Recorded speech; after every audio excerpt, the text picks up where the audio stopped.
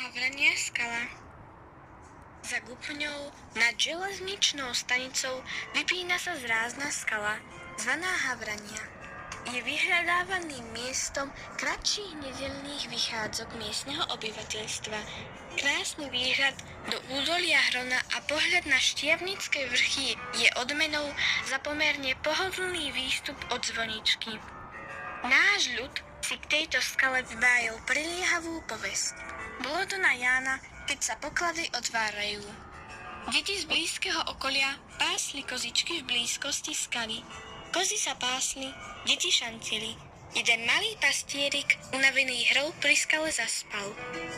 Ostatné deti si ho nevšimli a po jednom sa pobrali domov. Keď sa pastierik prebudil, s hrôzou zistil, že skala je otvorená. Vstal a bojazlivo nazrel dovnútra. Po 2 radoch tu stáli súdy plné zlatých peňazí. Hoci mu stačilo robiť len pár krokov, aby si nabral z toho ponúkavého bohatstva, strach mu v tom zabránil. Celý vyplašený dobehol domov a vyrozprával to domácim. Vrátili sa s ním k tajomnej skale. Práve doznieval hlahol večerného zvonenia. Keď prišli ku skale, bola už opäť zatvorená. A tak poklady pod Havraňou skalou naďalej čakajú na toho pravého.